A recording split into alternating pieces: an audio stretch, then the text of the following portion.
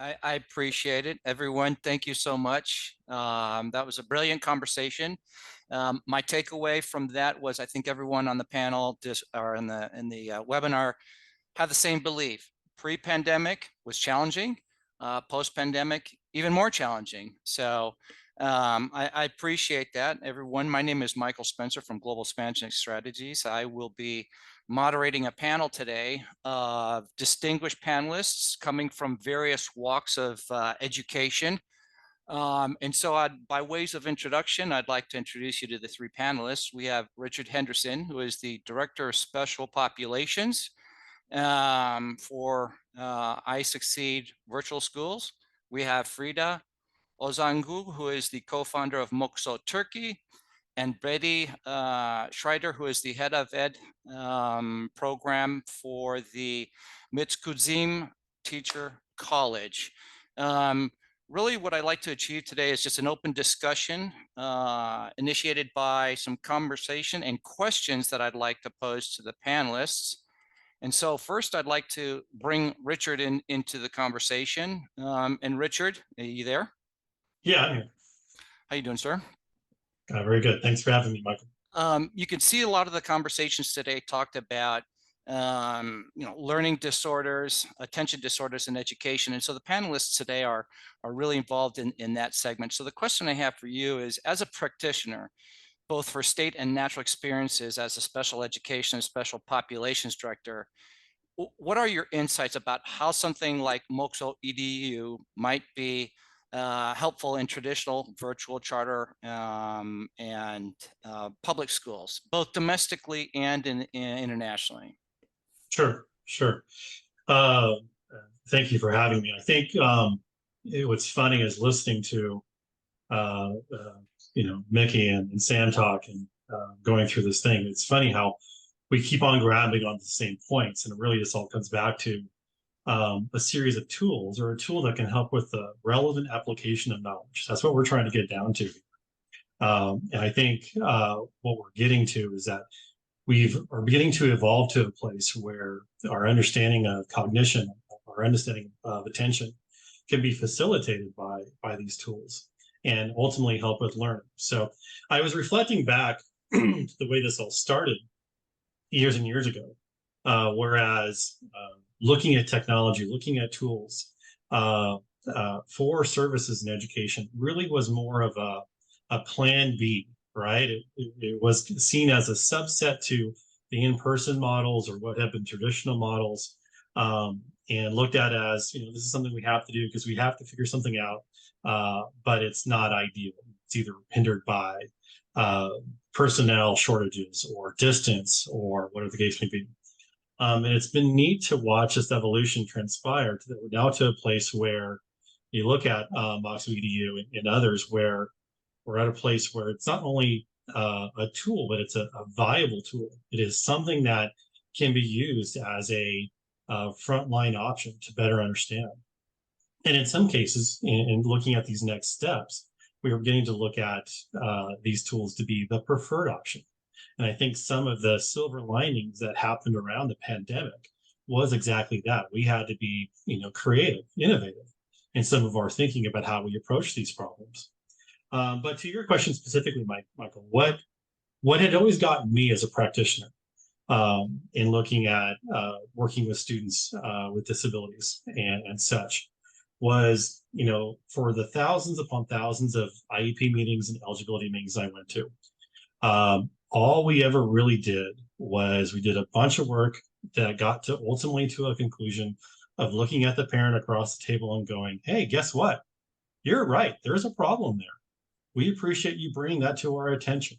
But there wasn't really any conversation of relevant next steps. And I think that's where we're beginning to go to with tools like Mokso, because we're able to say, and have this discussion of the application of an answer. One thing that I always challenge myself to look at in a meeting is being able to answer the so what, right? So we go through all this evaluation, we get this information. So what? What are we going to do about it? And so Sam is really hitting on this point of application and relevance. It is exactly right. So when we get this information, it could be looked at from a virtual perspective or a brick and mortar perspective.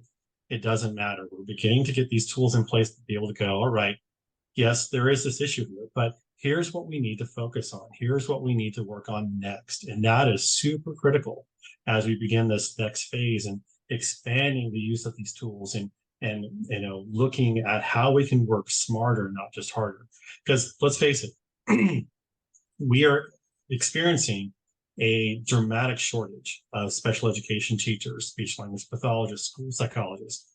They're not going to grow a whole bunch of more overnight to be able to help with these. So we really have to look at, all the way from Nikki's point about curriculum, all the way through service, and looking at how we can apply some of these tools to better inform our practice and move that forward. Thank you. So I have a question for you here, and that is, we're making tremendous progress in being able to put these types of tools in the hands of teachers and counselors and the appropriate staff at schools. Roll this thing forward. You now have the tool to have the students assessed, and you can come closer to a diagnosis, right? From your experience, are there tools on the market that would better facilitate those post-assessment sort of prescriptive solutions or tasks to be done at the school by those very same counselors, instead of having the assessment done at the school, but then having to seek a solution from outside? I think that's a really good question. I'm not going to say I'm knowledgeable of every tool that's out there by any means, but Sure. I think where the struggle has been is, like I said, we do these assessments and we end up with this picture, but it doesn't lead us to understanding the next steps, which is really what you're talking about, which is, you get a diagnostic piece of information, but it doesn't help you begin to think about, how do I help with that? So how do I help this moment? If we're talking about attention, how do I help with skill development for that kid? And versus just an overall treatment plan, because that's really where that relevant application piece comes in, where Sam's getting to. Whereas, there's got to be information that's fed from the assessments that we do that can be used both in the classroom with multiple environments, multiple subjects, that allows them to practice that skill to become proficient and ultimately, excel at using that skill once they've left the educational system. Right. Thank you. Thank you. Frida, are you available? Can you hear me okay? Yes. How are you doing? I'm very happy to listen all this speech. Thank you. Thank you. It's an honor having you. So the question I have for you that I'd like for you to share with the group is that we understand you're using Moxo in schools in Turkey. And so I would be curious to know if you could elaborate on how that's been for you, some of the findings, some of the benefits that you've experienced from that in Turkey. Yes, actually, I'm a neurologist and I'm working in a very big hospital for psychiatry hospital in Istanbul. And also I'm a co-founder of Moxo Turkey, and I'm a trainer of Moxo tests. And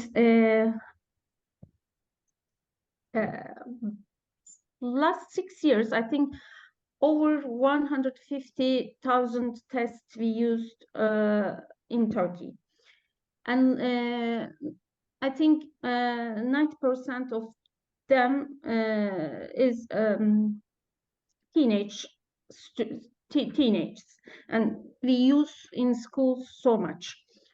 I don't know if you know, do you know, in Turkey, in 8th class, there's a very big exam for the students, and lots of students and the families are so excited about these exams.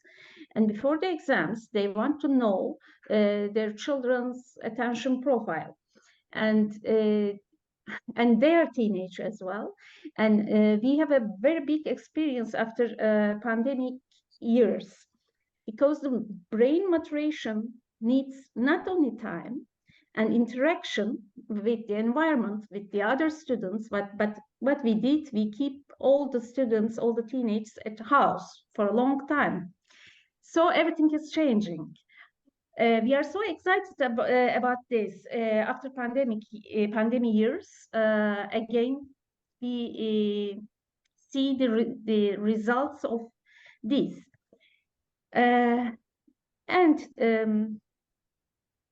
Education system is slowly changing about personal training.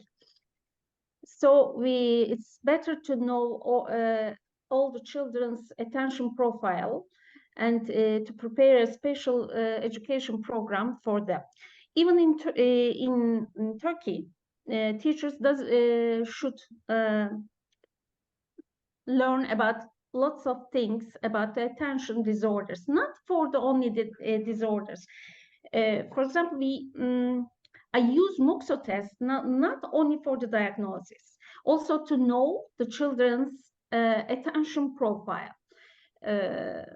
What affects their attention, timing, impulsivity, and hyperreactivity? Because MOOCSO test is a very special and unique test that show you not the test not help you only for the diagnosis. So I advise these tests each student to know their attention profile. This test is so important because it shows I would like to explain like that, maybe from the beginning. Attention is not only the focus on something. Attention is focus on something where the others about you should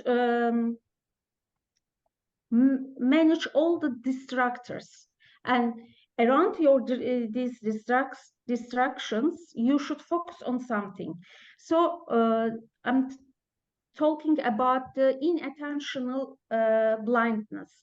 So the test should have this paradigm as well, and MOOCSO has this, and we can see with the test children's differences about these distractors. So this is a unique test, I think, for the children and the teachers to manage their learning abilities. Okay, thank you. I appreciate that. So a question I have for you is, have you seen a difference in diagnosis with students in public and private schools? Actually, I haven't got the data from to compare private schools and the other schools because I don't see the results of all the tests. Mm-hmm. We should make a study about this, but private schools interest more than the others. Okay. Yeah. Okay. And in Turkey, even in schools, there's they do in some schools they do these tests regularly. How frequent are you administering the tests? Actually, at the beginning of the year, we use these tests, and if we don't see any problems, we don't use again. But if we see some problems after sometimes medications, sometimes therapies, other therapies, and we can use after these therapies. Okay. Great. Well, thank you. I appreciate that. I'll move on to Betty. Betty, can you hear me? Yes, I'm hearing you. Yes. Thank you so much. I appreciate you joining the panel. One question for, actually two questions here for you. Will the option of choosing tasks not cause a child with ADHD to jump from topic to topic in K-12? I would like to first say that I'm not diagnosis. I'm an educator, and Mhm. it's important to me to say that. I know how to interpret diagnostic, but I don't know. I don't doing it. Actually, the way I'm deal with a learner with ADHD is by using technology, different ways of technology, assistive technology, and using the UDL concept, education concept, in order to educate a learner, all learner. And I think the UDL, Universal Design for Learning, should I say a few words about it, or you know the term UDL? Should I say something about it? Yes, please. Okay. So UDL is a concept, education concept of a caste organization, CAST, Mhm. in Boston. What are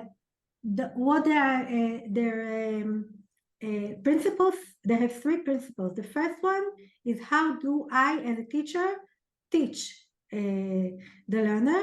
And I can do it with a variety of ways to do that. I can teach reading by using book, by using podcast, by using video movie.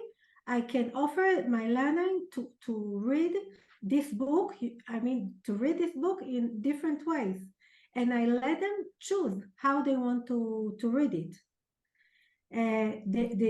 The second principle of UDL is how the learner express their knowledge, and they can express their knowledge in different way. I can offer them a variety of ways to express their knowledge. They can write it, they can maybe video it, they can draw it, doing podcast as my student doing, and etc. And presentation and many ways of expression. And the third principle of UDL is engagement. And the engagement is because the learner can choose the way of learning. So if I'm looking about universal design for learning, I think there is a place for each student, if he has dyslexia or ADHD or is very talented regular child. I don't need to diagnose the student in order to let him to find his way in his classroom. Although I think diagnostic is very important. Yes, it's important for me to say that, but it's not the main thing that I'm looking at the child through this through the perspective of diagnostic. I'm looking at the child through these capabilities and strengths. So when one of the dangers of a UDL for ADHD, it's that because they have a lot of a variety of choosing. Yes, that one. Thank you, Aki. That's right. Because they have the way a lot of variety to choose how they want to learn. From time to time, they curious children, so they can jump from one task to another, from reading to the presentation, from the presentation to the podcast, and we can maybe see that they are not learning as we think they need to learn. However, I don't want them to learn as I think that I want them to learn. I want that they will learn in their way. And if it's their way to learn, it's perfect for me. It's just that I need to know that and realize that this is the way. Okay, so a follow-on question to that. If the child chooses a task that is not suitable for him or her, and his learning level, how should we respond to that then? I think it's a very good question. There is a reasonable chance that some children will avoid to choose what we need them to choose. Right. For example, if a child is dyslexic, and he doesn't know how to read it, and he cannot read well with the level of his peers, so I think maybe he will choose some text that will be in his level of reading, and when he can choose maybe a book that it's not on the level of his reading, I say, oh, why did he do that? Because he cannot read that book, but he can read that book in different ways. For example, he can sit by his peer and say, let's read together, and his friend will read it for him, and then he can read with everyone else. We can use a reading software for him in order to let him read in his level of intelligence. So I think it's very good that the children will try to see what is the better for them, on how it's the better for them to learn, even though maybe from some time to time, I'm as a teacher think that it's not suitable for him, he needs something else, but it's not my decision. Okay. I agree. Okay, so what I'd like to do is open the floor to some discussions or questions. Looking here in the chat, I see Richard. Question. You have a question for Frida, sir? Correct. Yeah. So what is really nice about this opportunity is to be able to connect with people from all over and hear these different perspectives. Michael, you had asked about this comparison of private versus public schools and how this might be applied. Well, what makes it complicated here in the US is the regulation and policy around what public can or cannot do versus what private can or cannot do. So what was really fascinating for me to hear from Perda was about this implementation she has of being able to scale it. So she was able to look at it from this whole school perspective and go through a tiered approach to be able to go, okay, we're going to screen you here. And in this screening, from this data point, we can either say, let's go deeper or you're okay. So I'm really curious to hear more about how that process works, what that implementation looks like. Because that in our public school system, there are things that are prohibitive about us stepping into and doing something more diagnostic in nature for kids without getting all the parent permission from every student to do so. So I'm curious, since you have that opportunity, what does that look like in your system, and what are the decision rules you're using to be able to say, okay, this is good, we don't need to look at this any further, or we're looking at the Moxie report and saying, yeah, we need to keep going. So I'm very curious about that. But this question is for Betty. Betty, you there? Yes. The question is, how do you feel the pandemic has changed teaching education these days? Unfortunately, I don't see so much difference after the pandemic. We have a lot of expectation about this pandemic regarding doing better education and different education and use more technology. And but unfortunately, the children came into classroom. They didn't came back as they were before. They came back as we hear before here, with a lot of problem with cell skills, SEL.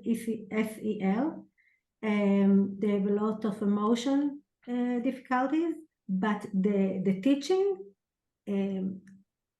I'm talking about Israel, okay? I don't see a lot of difference before and after, unfortunately, and it is very disappointing. It is. Back to Frida. Frida, are you there? Okay. Sorry for Please. a little problem with my computer. I couldn't hear also Richard's. What? Oh. Yeah. would you like to pose your question again, Richard? Yes. Yeah, no, that's fine. I'll Thank try you, to make sir. it much more concise this time. You talked about your implementation of Muxo in a more tiered system. So you're able to have this discussion of giving to everybody like a screener, and then this point of decision coming to say, we're going to dig into this further, or no, this looks good. My reflection point was in the US, because of policies and regulations and stuff, we can't do that in this type of system without having a very extensive parent permission system set up. And then that leads to another series of discussions. But I was curious, in your implementation of doing that as a screener, then moving on, what is it you're seeing? And then what are some of the decision rules you're using as a mechanism to say this is good, or we need to go further with this particular kiddo? Yeah, in schools, in private schools, some professionals works for the children education for the children. They do the test, and if they see any problems, they send the students to the professional psychiatrists, doctors, and also I make a special trainer for them, for the schools. As another part of the training system, we make a special training for the schools. What is problem? If you see these, you can send the students to professionals, and sometimes we made a second opinion from the other professionals as well. Okay. So it sounds like you use that information that you gather, and it's you have a series of support structures, whether that be Yes. people or programming, that are around, that we're able to say, okay, based upon what we see here, we need to match them up with this particular professional, or it can go even further and be of a type of recommendation that we need to go Yes. get a second opinion about this and gather more information. Yes, and also we inform the teachers as well. Okay. Does every student then have their own profile? So then the teacher of that class can look at that and go, okay, Yes. I need to adjust my instruction for the day based upon the common profile I see. Yeah. Oh wow. And I just want to bounce on Betty's comment, because I see Mickey commented on it as well, where we said not just in Israel with regards to the SEL stuff and what's happening. And I wholeheartedly agree with Mickey and you about what we've been seeing in schools and the huge need for SEL support.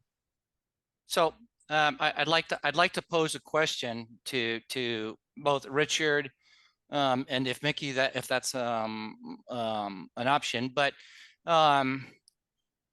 we're seeing another very challenging component from the pandemic coming our way, and that is the funding cliff that is soon to be taking place June 24th or June of next year. And so I'd like to get your thoughts on what you feel the impact of that is going to be in education, because we know that the funding was predominantly used to bring in all sorts of staff, counselors into the school, and that funding is soon to stop. And I think that's going to cause a tremendous impact on just the ability for schools to diagnose students. And so do you see the adoption of a technology like Moxo being more adapted in the virtual schools than the public schools, or vice versa, because virtual schools are online and they have the ability to really navigate and implement programs online? Are they going to be more apt to be able to use technologies like Moxo? Richard, you want me to take a first crack at that, and then you Yeah, can please. Okay. Yeah. So I think it's fair to argue that the mass cascade of funding that was made available to American public schools hasn't yet been used to its maximum effectiveness to do any of the things that we were hoping it would do. Certainly having more adults, carrying adults in schools is always a good thing. But to to sort of take the blunt instrument of tutoring the way we used to do tutoring, or differentiation the way we used to do differentiation in a physical school, just by having more bodies to do it. A, of course, is not sustainable, and then B, I'm not sure that we've ever seen necessarily that ends up in really good results that are impactful for students. So I would never want money to be taken away from schools. And I think every school I know is sort of planning for what that's going to look like. But when I'm feeling hopeful and optimistic, I believe that those schools that had that infusion of adults and a focus on dealing with each student individually and getting them sort of on their feet, learn some skills and strategies that then the regular classroom teachers and the regular staff in the schools can use. A lot more use of, for example, paraprofessionals, you know, and teachers in training to do high dosage tutoring that's not just about drill and practice, but instead really about tapping into how students learn best. For virtual schools, I think there are some real opportunities there, in the sense that virtual schools by their very nature have to use data more intelligently than other schools do, because they have to figure out how to reach students via the technology if the kids aren't sitting right there in front of them and you can browbeat them into paying attention to you. But I do think that there's some unique challenges when it comes to virtual schools around attention as well, because the ability for a teacher to know in any objective way whether a student is paying attention deeply and engaging deeply, and then to do something about it, takes some special skills in a virtual setting that I think our virtual teachers are rapidly gaining, but don't have all of them in hand quite yet. You know, if we were going to look at, you know, where do we see the places where something like Moxo, you know, could have an immediate impact in a way that's sustainable and transformative, probably virtual schools would be a good first place to go. But I would really hope that it wouldn't be the last place to go, because I think that the opportunity is huge to use some of those strategies and techniques for every kid. I agree. I agree. Richard, I'm being flagged for 1.5 minutes, sir, so I'm going to give the floor to you. Oh, geez. Wow. Okay. Well, I don't know if I can add much more than Mickey has already added, but I think the other opportunity for implementation is in rural environments, small rural environments, because there's a place where there isn't just a lot of capacity to be able to facilitate the support that's needed. Kids are kids, no matter where they're at. So they have the need. I would hope that, knowing that funding cliff is coming, and this is something we actively talked about in my places where I work day in, at least weekly, is thinking about how we've used that additional support to front load the system and be in a place where it's embedded into the culture of the program. And then we're moving into a place of facilitating support. Whether that's a course development, whether that's a program development, whatever the case may be, we've used this time and resource to be able to build it up. So when we know the funding goes away, it's not a huge lift. We're just maintaining and moving the program along. I think the future is looking at one where this ability like Moxo to be able to help us facilitate at a higher level of impact is really, really, really important. I agree. Thank you, distinguished panelists, Frida, Mickey, Richard, Betty. I want to thank you so much for joining the panel today. Yaki, I will hand it back to you, sir. Thank you. Thank you very much. You know, the last part of the conversation was about budgets, and you know, we are coming from different nations, different states, different parts of the world. You know, I think that what is maybe common to all of us is that there is always not enough budget. Now, so if we place budget aside for a second and go back to the subject at hand, you know, and virtual teaching at the post-pandemic era, maybe I'd like to each one of you just to say maybe just final words, what he thinks his view about the topics that we discussed, maybe a couple of sentences, and then I will wrap it up. So, Betty, are you willing to maybe to say a couple of sentences of takeaways from what our discussion today? Sure. I think that we need to look forward for see how we can engage all learner, not just ADHD or dyslexic, or all learner, to engage them because they are not engaging now. They are not learning. I don't think they are learning. They are doing what they ask to do, but I don't think it's learning. So we need to use technology. Sam talked about critical thinking. I think it's very important to use critical thinking, to use decision making, planning, flexibility. All these skills must be learned, not through just writing and reading, through a lot of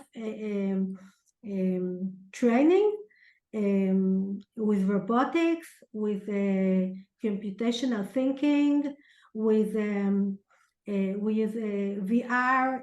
We're using a lot of technology in order to develop these skills. I'm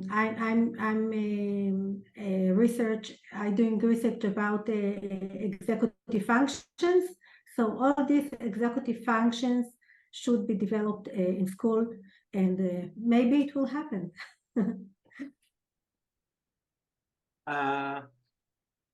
Further, maybe a couple of sentences to wrap it up.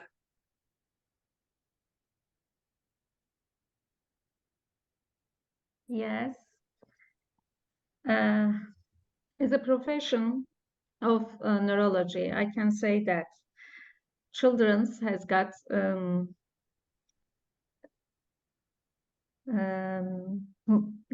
immature, their brain getting maturated, and changing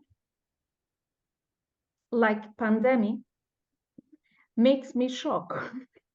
But by the way, they're getting well. I think we should we should check their cognitive neuropsychiatric abilities to see and to understand them, and how can we make their life easy to learn and to be happy in their school.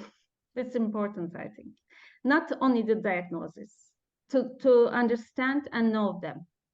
It's important. And the cognitive functions, it's so important, their education and the attention. When we test the neuropsychiatric profiles of the children, first we should check the attention profile, because if the attention is not good, all the cognitive system getting worse, secondary to attention. So it's so important. Thank you, Farah. Richard. Yeah, thank you. I think for me, it comes back down to how I kind of opened with this idea of tools to help with relevant application of knowledge. That's what Mickey and Sam have been talking about. My challenge to everyone listening is why would you refuse or choose not to use a tool that's available to you? Think about it. What phone did you have 15 years ago, right? What phone will you have 15 years from now? And would you choose to say or not use it because you have some sort of attachment or belief that what's happening right now is better? The science evolves, the practice evolves, and right now we are growing to this place that we have the availability of tools to really help us and ultimately help students grow forward. And I hope that as this continues, we can become more open to the use of those tools. Michael? I'm of the opinion that it usually takes an event to bring light on anything.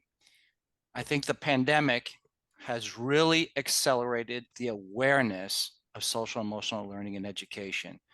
Before the pandemic, it was an acronym. Well, now it's actually a considerable movement to where now there's tremendous visibility, there's tremendous expertise in the industry, such as the panelists and the speakers on the event today. And I believe that the pandemic has accelerated now the need for those educators in school responsible for SEL to really look at technologies, and they're spending the time to look at it. And we're seeing that ourselves. When we take Moksoidi to schools now, we're getting not only a tremendous interest in learning about the technology and what it can do, but from the professional development as well. We have tremendous groups of teachers at schools and staff expressing an interest to learn more so that they can better prepare themselves to diagnose their student populations. And so I believe that the pandemic, although it was a global event, has really helped accelerate the need and use and desire to use social emotional learning tools and technologies in education. Mickey? So I'm going to go back to one thing that I said sort of in passing in my last slide, which was the power that this kind of information provides to the learners themselves.